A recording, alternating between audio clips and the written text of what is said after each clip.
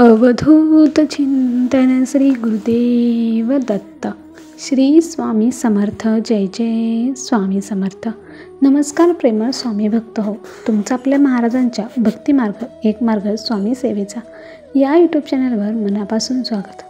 भक्त हो, आपल्या सर्वांच्याच काही इच्छा असतात, काही अपेक्षा असतात. आपल्यापैकी काही जण त्यासाठी स्वामींची सेवा देखील करतात. ते स्वामींना म्हणतात की स्वामी माझी ही इच्छा पूर्ण करा, माझी ती इच्छा पूर्ण करा.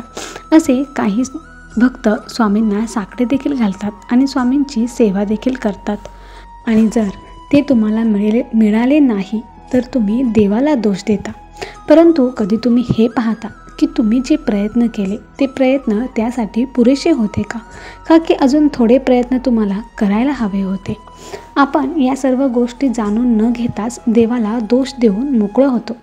परंतु भक्तांनो, जर आपल्याला काही इच्छा असतील, आपल्याला असं वाटत असेल की त्या इच्छा आपल्या नक्कीच पूर्ण व्हाव्यात, तर त्यासाठी आपल्याला दिवस रात्र एक करून मेहनत ही करावीच लागणार आहे.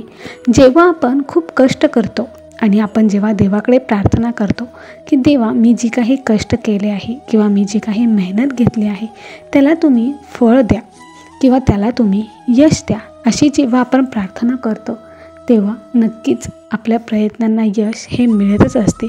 परंतु जर तुम्ही हातपाय न हलवता फक्त देवाकडे काही मागणे मागत असाल तर देव तरी ते कसं काय देऊ शकेल. परंतु कधीकधी काय होते की आपण खूप मेहनत घेतो, खूप कष्ट करतो, देवाची देखील खूप सेवा करतो, स्वामी जप करतो, स्वामींची सेवा करतो. त्यासोबतच भरपूर सारे कष्ट करून देखील आपली स्वप्न पूर्ण होत नाहीत. आणि आपण ज्यासाठी एवढे कष्ट करत असतो किंवा जे काही आपण प्रयत्न करत असतो त्याला मात्र यश येत नाही. तेव्हा मात्र काय करावे, तेव्हा स्वामींवर विश्वास ठेवावा का स्वामींना दोष द्यावा हे तेव्हा देखील आपल्याला कळत नाही. तर भक्तांनो, अशा वेळी आपल्याला स्वामींवर पूर्ण विश्वास ठेवायला पाहिजे. कारण का, जे काही तुम्ही कष्ट करत आहात त्याला स्वामी नक्कीच यश देणार असतात.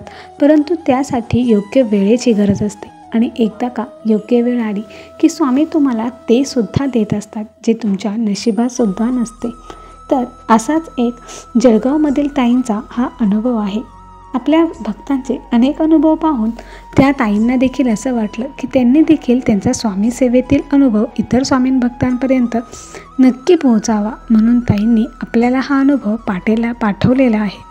तर या जळगावमधल्या ताई, यांचे नाव आहे स्मिता पाटील. या ताई आपल्याला सांगतात की मी जळगाव येथे राहत होते आणि मिस्टरांना नोकरी मिळाल्यामुळे आम्ही नाशिकमध्ये राहायला गेलो. नाशिकमध्ये आमचा रूम भाड्याने होता आणि आम्हाला 2 मुलं आहेत. 2 मुलं चांगली हुशार आहेत. ते दररोज शाळेत जातात आणि परंतु 2 मुलं असल्यामुळे मी काही जॉबवरती जात नव्हते, कारण मला जॉबपेक्षा जास्त मुलांकडे लक्ष देणं फार गरजेचं वाटत होतं. आता मिस्टर एकटेच जॉबला जात होते. त्यांच्याच पगारावरती आमचा घर खर्च, मुलांचं शिक्षण आणि रूमचं भाडंसुद्धा द्यावं लागत होतं. त्यामुळे त्यांचा पगार आम्हाला जास्त पुरत नव्हता. आणि ते ज्या कंपनीमध्ये कामाला होते त्या कंपनीमध्ये ते देखील परमनंट नव्हते. त्यांना सारखा ब्रेक मिळायचा. म्हणजे एका महिन्यामध्ये त्यांना पगार 30,000 होता, परंतु एका महिन्यामध्ये जर 10 दिवस त्यांना ब्रेक मिळाला तर ते 1,000 रुपये असे 10,000 रुपये कट होऊन 20,000 रुपये यायचे. त्यामुळे नक्की काय करावे हे समजत नव्हते.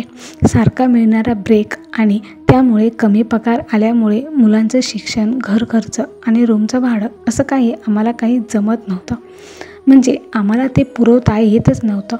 इतकी वाईट परिस्थिती होती की सांगू शकत नव्हतो. आता सिटीमध्ये राहायला आल्यामुळे सर्व काही विकत घ्यावं लागत होतं आणि त्यासाठी पैसे पुरत नव्हते. ताई म्हणतात की मी जिथे राहायचे नाशिकमध्ये तिथे जवळच स्वामींचं एक केंद्र होतं. अनेक भक्त तिथे सारखे जात असायचे. गुरुवारची तर त्या मठामध्ये प्रचंड गर्दी असायची. अगदी रस्त्यापर्यंत भक्तांची लाईन असायची. मी नेहमी विचार करायचे की इतके भक्त स्वामींच्या दर्शनासाठी येतात म्हणजे नक्कीच स्वामी महान व्यक्ती असावेत. आणि मग मी सुद्धा हा विचार करून एकदा केंद्रात जायचं ठरवलं आणि अशीच मी एकदा केंद्रात गेले. त्या दिवशी गुरुवारच होता. भरपूर गर्दी होती आणि ऊन देखील प्रचंड लागत होते. मग काही स्त्रिया माझ्या पुढे आणि मागे होत्या. त्या बोलत होत्या की मी जेव्हापासून स्वामींच्या सेवेत आले तेव्हापासून माझ्या आयुष्यात खूप सारे बदल झाले. माझ्या मुलाला बाहेरच्या गावी शिक्षणाला सुद्धा तो गेला. त्याचे तेथे ॲडमिशन झालं अगदी कमी खर्चामध्ये आणि हे सर्व काही स्वामींनी केलं. त्यांचं हे बोलणं ऐकून मलासुद्धा वाटलं की कदाचित महाराज माझीसुद्धा परिस्थिती नक्कीच बदलतील. म्हणून मी त्या ताईंना विचारलं की तुम्ही नक्की महाराजांची कोणती सेवा केली की त्यामुळे तुमचे इतके चांगले दिवस आले. तर त्या ताईंनी मला सांगितलं की मी महाराजांची दररोज नित्यसेवा करते. 3 अध्याय स्वामीचरित्र सारामृताचे आणि स्वामी समर्थ हा 11 माळी जप, तारक मंत्र 11 माळी जप, व्यंकटेश स्तोत्र असे मी जे मला वाटेल ते मी वाचत बसते.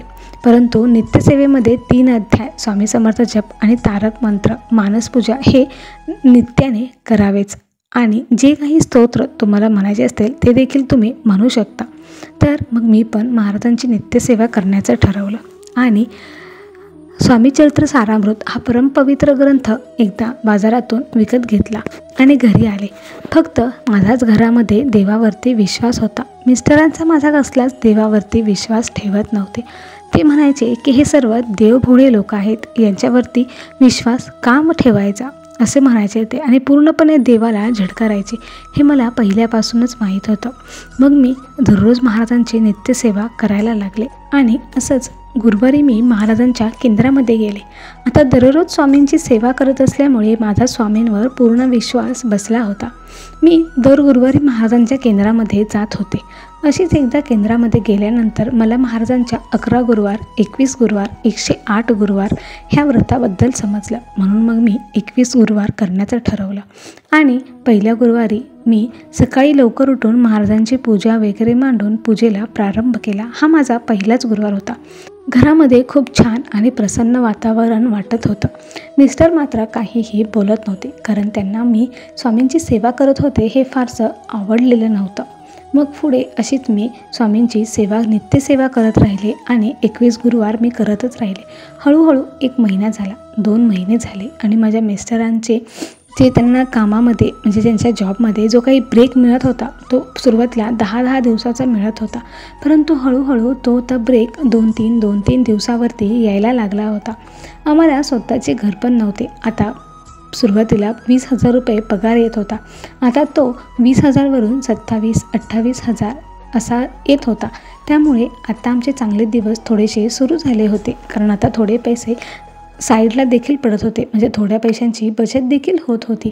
आता इथून पुढे मग माझे पूर्ण 21 गुरुवार होत आले होते. माझे मिस्टर ज्या ठिकाणी कामाला होते तिथे जे काही त्यांचे वरिष्ठ अधिकारी होते त्यांपासून त्यांना त्रास होता आणि शिवाय कामामध्ये त्यांना वारंवार ब्रेक मिळत होता. मग आता त्यांना वरिष्ठ लोकांचा त्रास देखील कमी झाला होता आणि त्यांना जो काही कामातून ब्रेक मिळत होता तो देखील कमी झाला होता. त्यामुळे तर माझ्या मिस्टरांचे देखील स्वामींवरती विश्वास बसू लागला होता, कारण ते सुद्धा म्हणत होते की जेव्हापासून हिने स्वामींची सेवा सुरू केली आहे तेव्हापासून सर्व काही चांगलेच घडत आहे. त्यामुळे त्यांनी एक दिवस स्वतः येऊन स्वामींसमोर हात जोडले आणि स्वामींची माफी मागितली की महाराज, जेव्हा तुम्ही सुरुवातीला आमच्या घरामध्ये आला होता तेव्हा मला ते आवडले नव्हते, परंतु जेव्हापासून तुम्ही आला आहात तेव्हापासून आमच्या आयुष्यात सर्व काही चांगलेच घडत आहे असे त्यांनी महाराजांसमोर कबूल केले आणि महाराजांना म्हटले की मी जर चुकलं महाराज मला माफ करा, अशी त्यांनी महाराजांची माफी मागितली. आणि पुढे असा चमत्कार झाला की तो अगदी विश्वास न ठेवण्यासारखाच होता, कारण त्यांना ज्या कंपनीमधून वारंवार ब्रेक मिळत होता त्या कंपनीने त्यांना स्वतःला एक लेटर दिलं होतं. ते होतं परमनंटचं. माझ्या मिस्टरांना तेथे परमनंट करून घेण्यासाठी कंपनीने त्यांच्यासाठी लेटर पाठवलं होतं. हे पाहून माझ्या मिस्टरांना तर काही सुचेना. ते लेटर पाहून त्यांना इतका आनंद झाला की ते स्वतः म्हटले की हे सर्व काही स्वामींनीच घडवून आणलेले आहे, अशक्य ते शक्य करतील स्वामी. तर आमचे इतके वाईट दिवस होते की आम्हाला घर खर्चाला देखील पैसे पुरत नव्हते आणि आता माझ्या मिस्टरांना पूर्ण परमनंट असा नाशिकमध्ये जॉब लागला होता. त्यामुळे आता त्यांचं पेमेंट पूर्णपणे 70,000 ते 80,000वरती गेलं होतं. आता आम्हाला कसलीच चिंता नव्हती आणि पाहता पाहता आम्ही स्वतःचा एक फ्लॅट देखील बुक केला. फ्लॅट थोडा छोटा म्हणजे 1 BHK आहे, परंतु आम्हाला कसलीही खंत नाही, कारण का आम्ही सुरुवातीला जेव्हा रेंटने राहत होतो तेव्हा स्वतःचं हक्काचं घर नव्हतं, परंतु आता 1 BHK का असेना, परंतु ते स्वतःचं हक्काचं घर होतं. महाराजांच्या सेवेमुळेच हे सर्व काही मला मिळाले होते आणि आता म्हणजे मिस्टर आणि मी आम्ही दोघं मिळून देखील महाराजांची सेवा करत आहे. माझ्या मिस्टरांचा देवावरती कसलाच विश्वास नव्हता, परंतु जेव्हा ते स्वामींना नतमस्तक झाले तेव्हा त्यांचे भाग्यच उजळले. तर भक्तांनो, स्वामी हे आहेत फक्त, आणि स्वामी हे चमत्कार देखील करून दाखवतात. फक्त आपल्याला योग्य वेळेची वाट पाहावी लागते. काही अडचणी येतात किंवा अशी वेळ येते की जेव्हा स्वामींची सेवा करणं देखील नको वाटतं, परंतु अशा वेळेला आपल्या मनाला समजावून त्या परिस्थितीची सामोरं जाऊन आपल्याला स्वामींच्या सेवेत अखंड राहिलेच पाहिजे. तर त्याचे फळ आपल्याला नक्कीच मिळते आणि योग्य वेळ आली की स्वामी ते सुद्धा देतात जे आपल्या नशिबात नसते. तर भक्तांनो, आजचा हा माझा अनुभव तुम्हाला कसा वाटला हे मला कमेंट करून नक्की सांगा. श्री स्वामी समर्थ. तर भक्तांनो, स्मिताताईंचा हा अनुभव तुम्हाला आवडला असेल तर लाईक करा, शेअर करा आणि असेच स्वामींचे नवनवीन अनुभव पाहण्यासाठी आपल्या भक्तिमार्ग एक मार्ग स्वामी सेवेचा या यूट्यूब चॅनलला सबस्क्राईब करून स्वामी भक्तांना जॉईन व्हा. स्वामी भक्तांना स्वामी भक्त जोडूया आणि प्रत्येक कुटुंब स्वामीमय करूया. श्री स्वामी समर्थ. जय जय स्वामी समर्थ. धन्यवाद.